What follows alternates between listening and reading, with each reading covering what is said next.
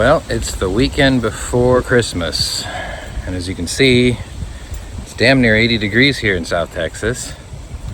So I thought, since this is probably the last good weekend I've got to work on the truck, I would go ahead and make it so people can look at it and go, hey, that's a nice ass. What am I talking about? Stick around and you'll see what we're talking about. This should be easy. Famous last words.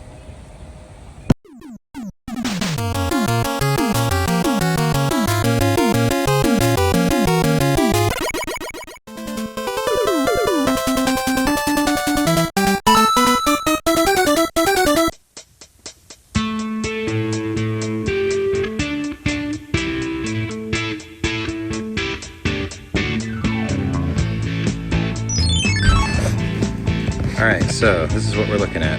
This is a MaxpeedingRods 4-link kit for the 4th gen Ram.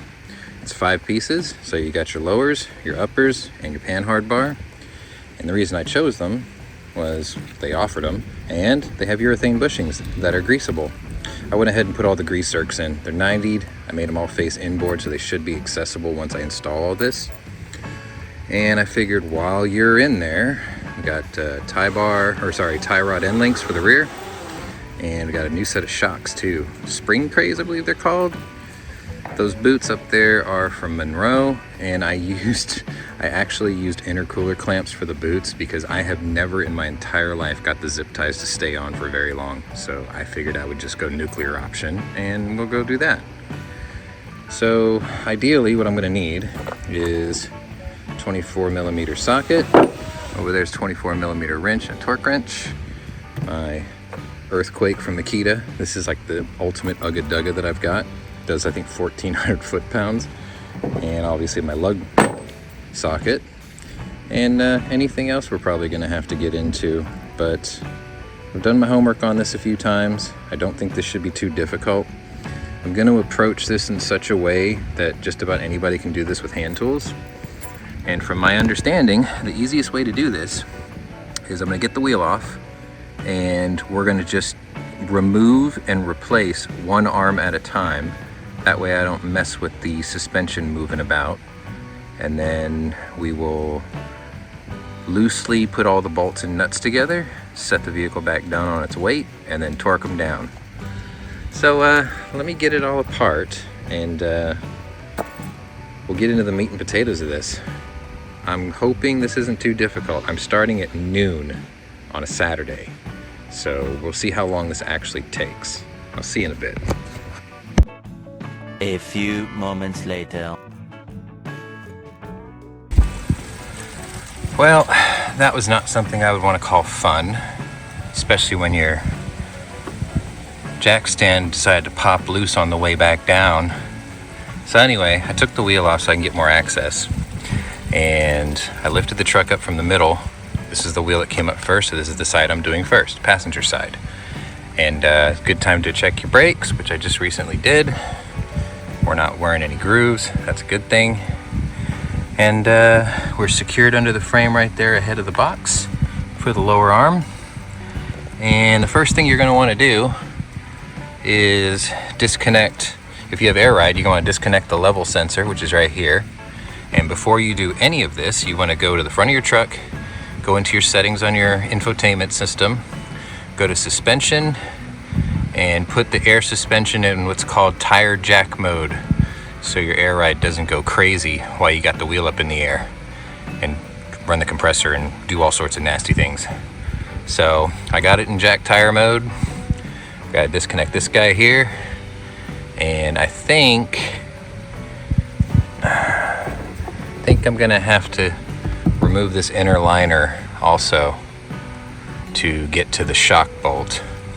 So what I'll do next is hook up a 24mm wrench here on this end to hold the bolt in place, obviously, like so, or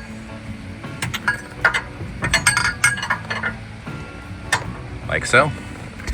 And hit it from the back side with my Makita, get the nut loose, drive the bolts out, and then swap one arm at a time.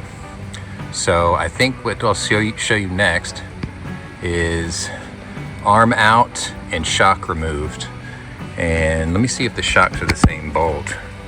That'd be kind of convenient. They are not. So I'll have to find out what size that is. And I'll tell you about it when I start putting it all back together. Smashed the inside of my finger pretty good just now too. Great.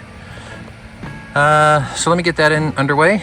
And you just have to remember when you put the new ones in to keep the orientation of the hardware, like this bracket here and this bracket here, facing outward. So that way you don't put them in backwards. Matter of fact, the factory one says frame, but I don't think it says, oh yeah, frame there, axle there. So yeah, they were smart enough to market because this was designed for an idiot to own it, like me. All right, let me fish the shock out and the upper arm out, and then I'll bring you back once that's all out of the way, and I'll tell you if I ran into any surprises along the way. 1 hour later.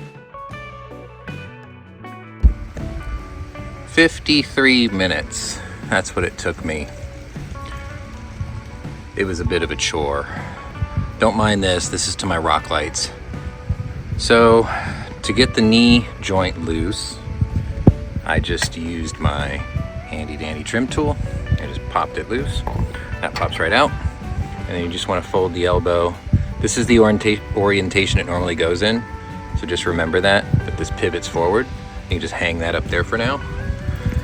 That inner shock bolt is a pain in the ass, but persevered. I believe I used a 21 millimeter socket on the nut on the back side to hold it still, and a 13/16 impact on the outside. And it got to a certain point where it kept skipping, so then I had to just use a hand tool and slowly get it out. But it came out.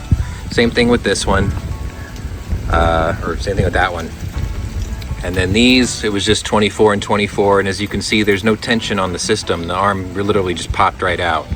So the nuts are 24, and hang on, the bolts are 24. Doesn't matter front to back, they're both the same size. So the next thing I'm gonna do is, where did I put it? Got my new arm here, ball end out, and we're just gonna feed this guy in like so, and like thus, and like this, and like so, and make sure I can get to the grease fittings after I put them in, because they're pointed out that way. So I should have a gap here that I can get into with my grease gun, because I'm going to put these in and then I have to grease the fittings and then bolt it down, and then we'll do the lower. Well, then we'll do the shock and the lower. And then after I get all that together, I'm going to go ahead and change out this tie rod, this sway bar end link, since it's right here out in the open. So let me be 100% sure I can reach the Zerk fittings. I think I can. I'll get that all dry fitted and I'll show you what it looks like all together. 12 seconds later. All right, I had to jump back in here really quick to show you this. So now this is all in just by hand, right? And typically, like most cars with controller arms, and BMW's notorious for this, they have a toothed bushing, so it bites in at neutral ride height. This doesn't, but the one thing I did do was I kept the jack underneath the axle to keep this at typical ride height. That's why the bar is almost perfectly parallel. So I'm gonna be able to ugga-dugga this pretty much to the torque spec I need, and I'll double check it later with my torque wrench after I get it all put together. But for now, I'm gonna ugga-dugga it, good and secure. The torque spec for this nut on both, or on this, is 155 foot-pounds, which is the maximum for most average half-inch drive torque wrenches. I think mine does 160, so it's like right at the limit. I'm genuinely curious how the hell I'm gonna get the torque wrench in on the inside, so I might have to do it on the outside and hold the nut. Either way, it's gonna be a time. But once this is in like this, you want to make sure that you put your knee joint back in also. I don't want to do this while I'm ugga-duggaing because I don't want to shatter or shake this, you know, apart and really give it a hard time, because that would be a bad time, okay? So I'm gonna go ahead and lock that one down, put the shock back in, boot side up, because that's how I was taught, and get the tie rod end in, or I keep saying tie rod, I'm sorry, the sway bar end link I should get back into. I'll tell you what sizes those are after I discover that. But I just wanted to show you, since I'm almost at neutral ride height already, I'm gonna lock it down as tight as I can before I max out the torque spec. And then I should be able to do the lower. So 1 down, 4 to go, because we still have to do the panhard bar too. See you soon. 15 minutes later. All right, we're back together. That was fun. That was not very, well, that one wasn't very fun. That one was okay.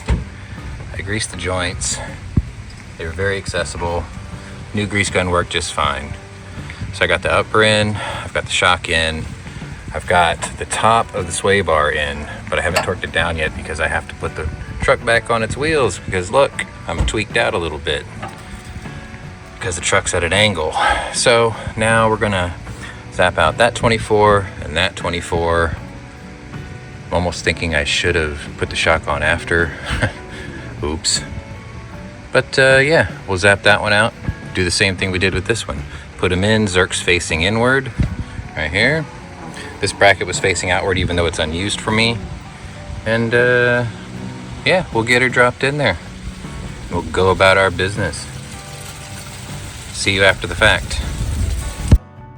2 very boring minutes later. All right, here we are, all back together, minus the inner wheel well. And in all honesty, this really wasn't as bad as I thought. That's just grease. Anyway, I already ugga-duggaed everything in here. The bushings may squeeze and move a little bit, but you know, you're gonna put the grease in there and they'll swell a little bit. And I think the first couple of times you articulate, they'll sort of settle. But as you can see, I got the grease in all of them. Uppers and lowers are in now. The last thing I gotta do underneath is the panhard bar, which I believe I will be doing with the vehicle on the ground. So that way nothing's tweaked or pulling side to side or whatnot. It'll be neutral. Same thing for the lower part of the sway bar end link. I'll tighten this one, and then once I get the truck on the ground, I should be able to slip this into the sway bar and then lock the new nut down, which is right here, like so.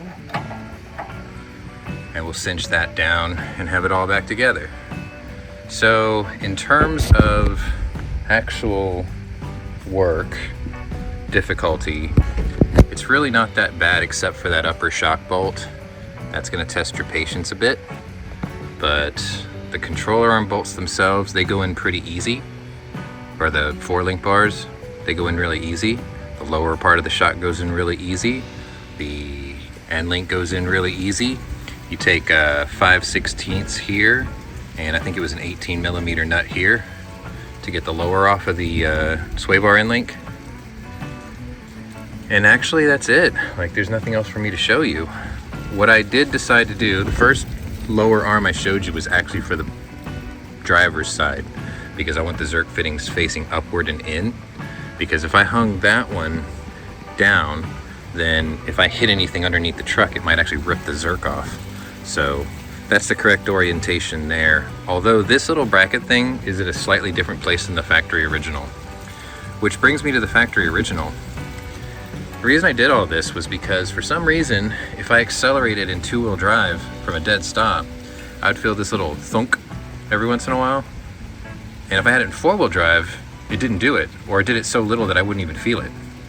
So I thought, well, maybe the arm bushings are wore out. So here's the upper, which is starting to tear there. And that looks okay there. This is the outside facing part, like this way. And on the inside, it's not as bad, but it was definitely going. As for the lower, she gone.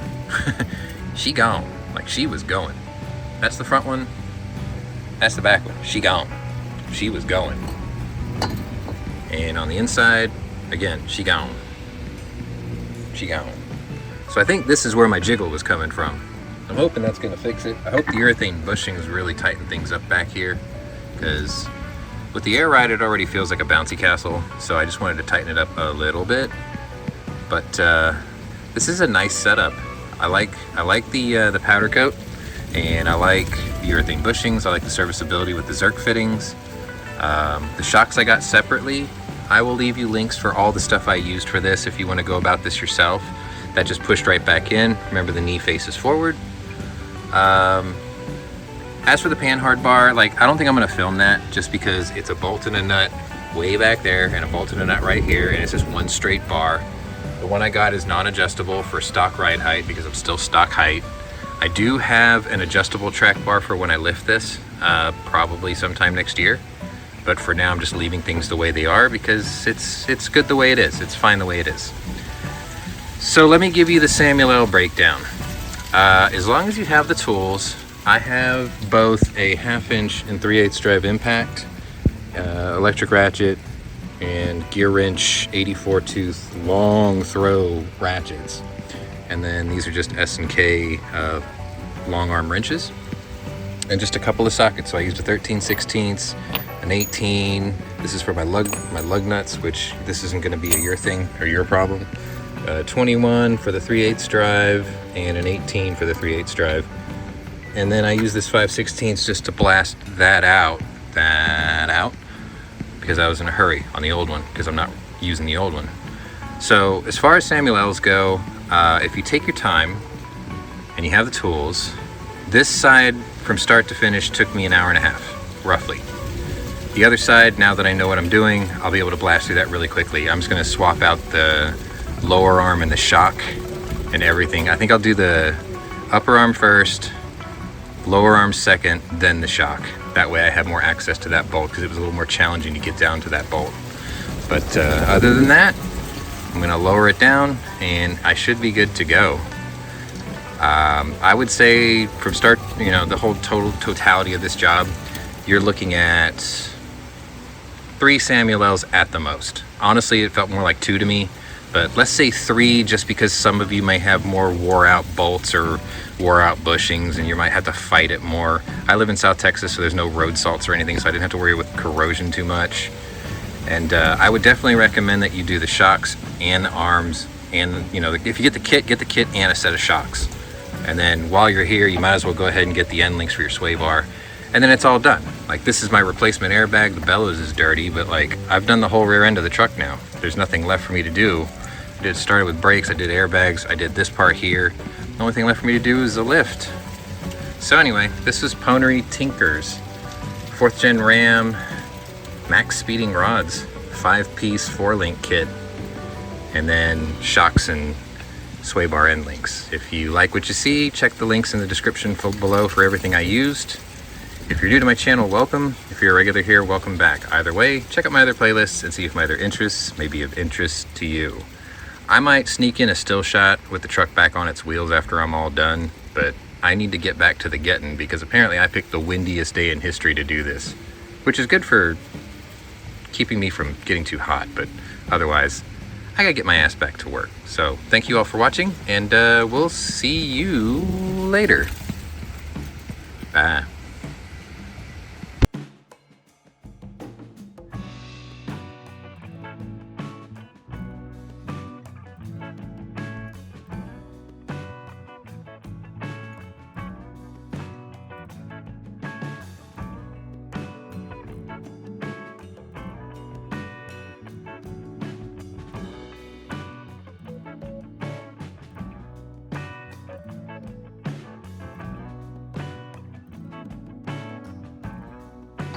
Well, the boy does have good hands. Good head. Bad taste in cars. Mother